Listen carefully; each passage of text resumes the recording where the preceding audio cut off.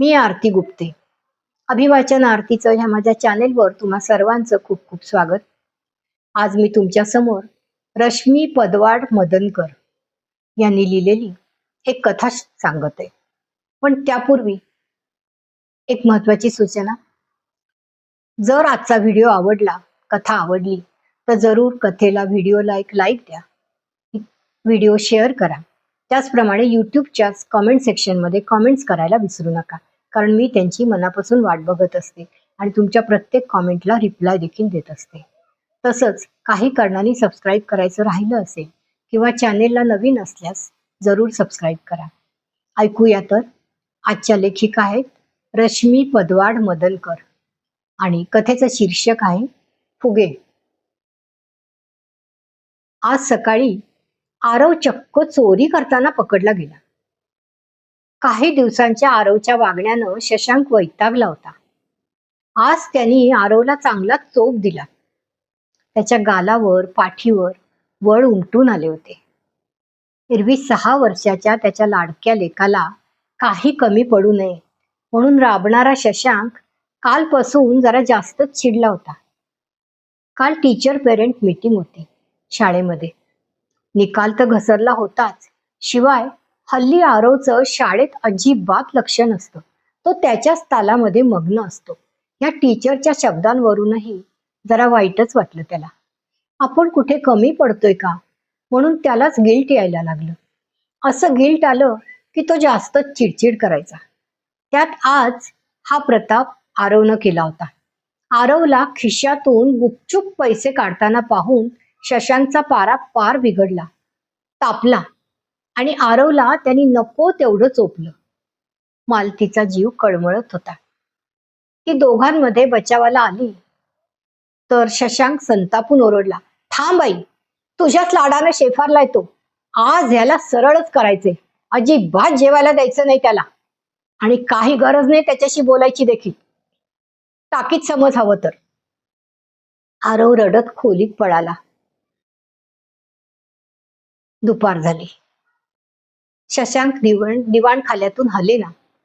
आरवच्या खोलीत जायचा रस्ता हा त्याच्या दिवाण खोलीतूनच जात होता.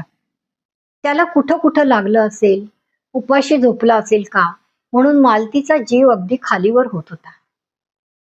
पिल्लाच्या वाढदिवसाच्या 1 दिवस आधी त्याला असा मार खायला लागला म्हणूनही तिला खूप वाईट वाटत होतं. शशांकचा राग मात्र तिला माहिती होता. तरीही जरा हिम्मत करून, थांब, मीच विचारते त्याला जाब, असं कसं वागला हा कार्टा, असं म्हणत आरवच्या खोलीत जाण्याचा त्यांनी प्रयत्न देखील केला. पण शशांकनी डोळे काढले तशी ती परत फिरली. दुपारचे 3 वाजले. मालतीचं मनच लागेना. फारच चलबिचल व्हायला लागली. काय करावं काही उपायच सुचेना. आरवचा निरागस चेहरा डोळ्यासमोर येत राहिला. त्याला कुशीत घेऊन त्याचा आवडता मऊ वरण भात जेवू घालावा म्हणून कळवळत होती ती. आरवच्या आठवणींनी तिचा कंठ दाटून राहून राहून भरून येत होता. शशांक त्याच्या टॅबमध्ये डोकं घालून बसला होता. कसं उठवावं बरं ह्याला. ती बाहेर आली.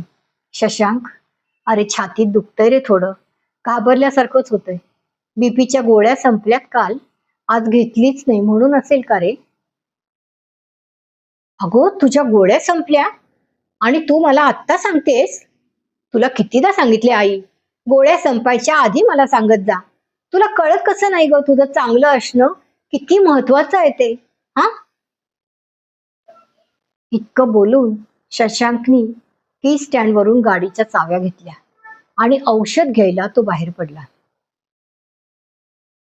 मालतीनं लगेचच चीज पोळीचा रोल आणि थोडासा वरण भात थाळीत घेतला आणि भरभर आरवच्या खोलीत आली. आरव छताकडे पाहत शांतपणे बेडवर पहुडला होता.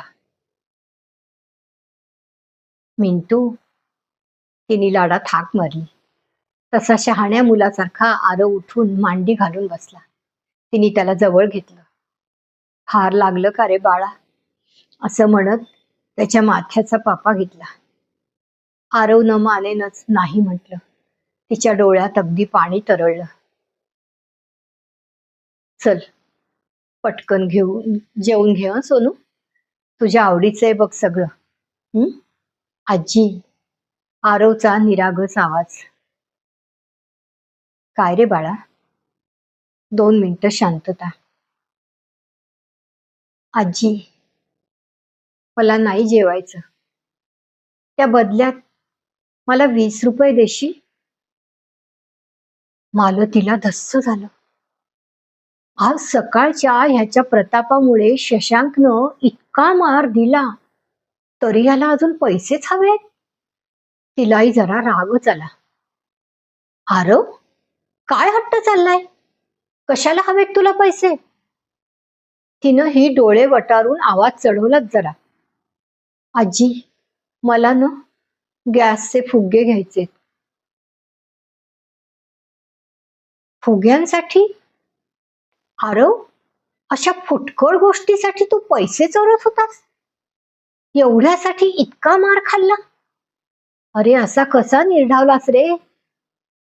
आजी नाराजीने जायला लागली. आरवनी तिचा हात धरला. आजी, मला ना त्या फुग्यांवर सॉरी लिहून आभाळात सोडायचे. उद्या माझा वाढदिवस आहे ना. माझा जन्म झाला म्हणून आईला वेदना सहन कराव्या लागल्या होत्या ना. अगं म्हणूनच ती सोडून गेली ना आपल्याला. मला तिची माफी मागायची ग, एकदाच. मालती थिजली तिथेच. इवल्याशा आरवच्या तोंडून इतके मोठे शब्द ऐकून तिचं काळीज पाघळत गेलं. तिने चटकन खेचून त्या बिन आईच्या लेकराला कुशीत ओढलं आणि आजी नातवानी मग बराच वेळ अश्रूंना आकाश मोकळं करून दिलं. धन्यवाद. लेखिका आहेत रश्मी पदवाड मदनकर आणि सादर करती आरती गुप्ते.